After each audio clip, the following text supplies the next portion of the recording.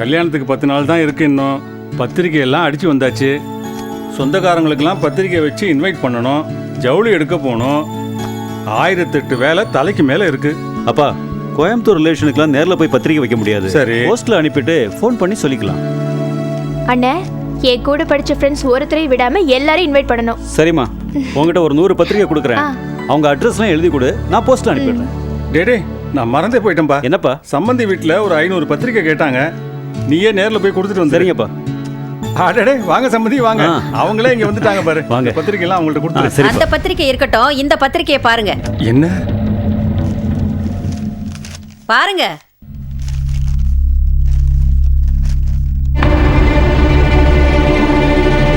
அடுத்த பக்கத்தை பாருங்க.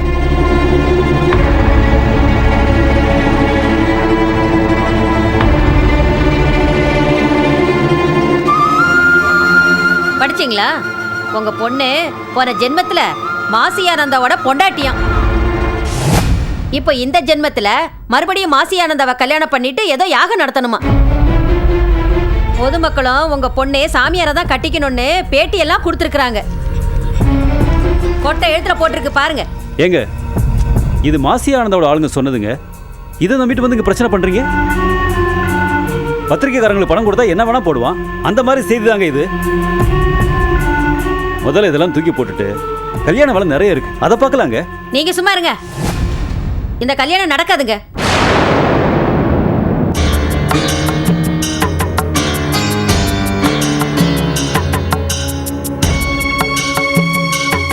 என்னம்மா சொல்றீங்க நீங்க?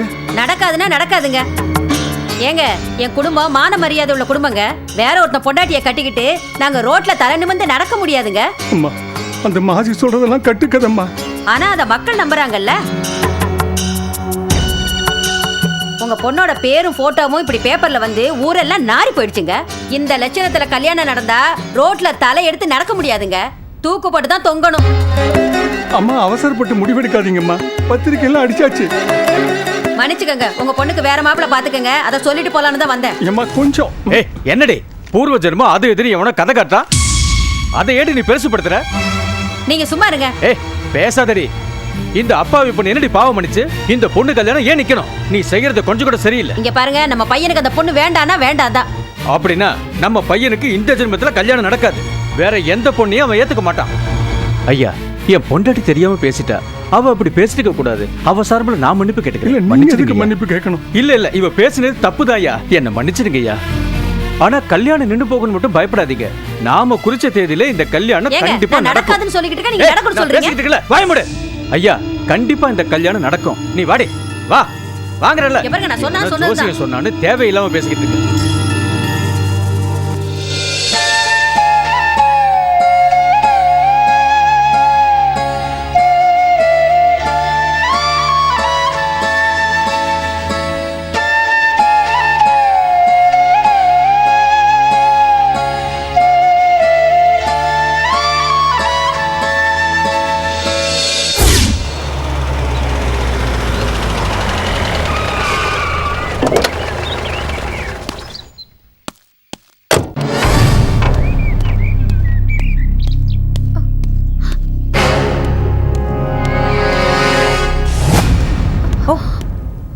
என்னாச்சு? என்னாச்சு? சரி வாங்க வாங்க.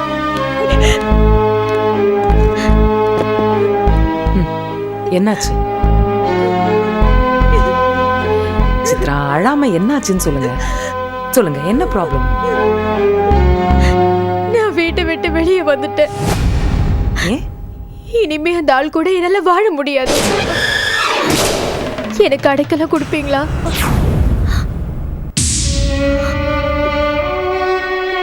சொல்லுங்க, எனக்கு அடைக்கலம் கொடுப்பீங்களா? சித்ரா, என்னோட தங்க பவித்ராக்கு நீங்க எவ்வளவு பண்ணிருக்கீங்க.